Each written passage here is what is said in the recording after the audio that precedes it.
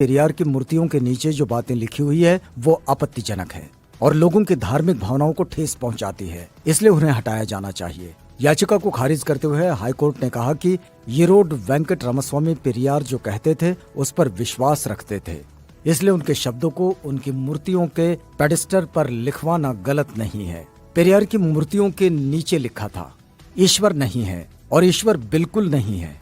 जिसने ईश्वर को रचा वो बेवकूफ है, जो ईश्वर का प्रचार करता है वो दुष्ट है और जो ईश्वर की पूजा करता है वो बर्बर है। ग्रेट पेरियर नायकर के ईश्वर से सवाल। पहला सवाल, क्या तुम कायर हो जो हमेशा छिपे रहते हो, कभी किसी के सामने नहीं आते? दूसरा सवाल, क्या तुम खुशामद परस्त हो जो लोगों से दिन रात पूजा अर्चना करवाते हो? तीसरा सवाल, क्या तुम हमेशा भूखे रहते हो जो लोगों से मिठाई, दूध, घी आदि लेते रहते हो? चौथा सवाल, क्या तुम मांसाहारी हो जो लोगों से निर्बल पशुओं के बलि मांगते हो?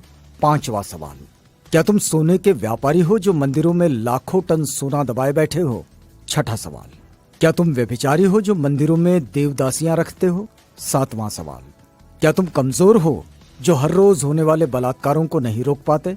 आठवां सवाल, क्या तुम मूर्ख हो जो विश्व के देशों में गरीबी, भूखमरी होते हुए भी अरबों रुपयों का अन्न, दूध, घी, तेल बिना खाए ही नदी नालों में बहा देते हो?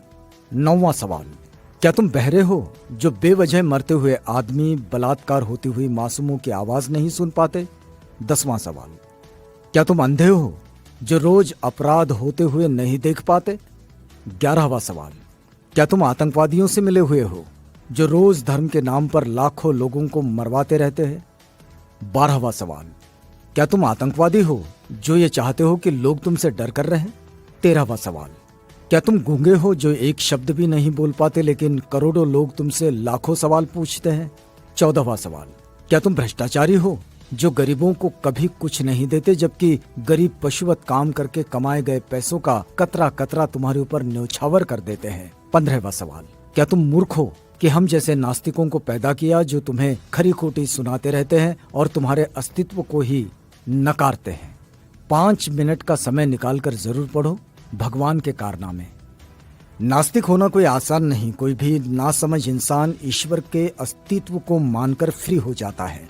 उसके लिए उसे बुद्धि की जरूरत नहीं होती, लेकिन नास्तिक होने के लिए दृढ़ विश्वास और साहस की जरूरत होती है। ऐसी योग्यता उन लोगों के पास होती है जिनके पास प्रखर तर्क बुद्धि होती है।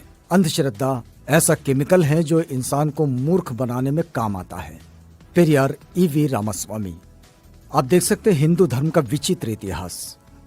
पेरियार लिखते हैं, मंदोदरी मेंढकी से पैदा हुई थी, श्रृंगी ऋषि हिरनी से पैदा हुए थे, सीता मटकी से पैदा हुई थी, गणेश अपनी मां के मैल से पैदा हुए थे, हनुमान के पिता पवन कान से पैदा हुए थे, हनुमान का पुत्र मकरध्वज था जो मछली के मुख से पैदा हुआ था, मनु सूर्य के पुत्र थे, उनको छींक आने पर एक लड़का नाक से पैदा हुआ था, राजा दशरथ की 3 रानियों के 4 पुत्र जो फलों की खीर खाने से पैदा हुए थे, सूर्य कर्ण का पिता था।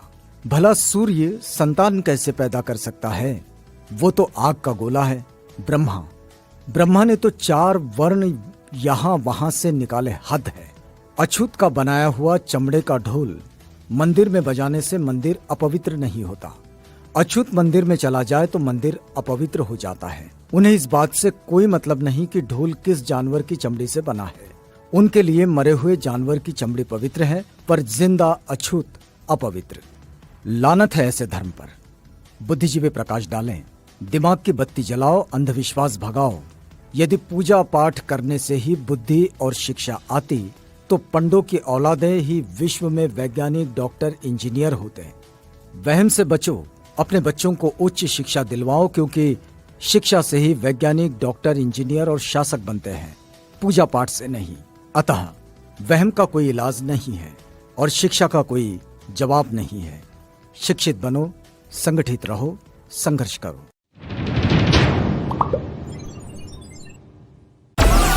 Download Moj.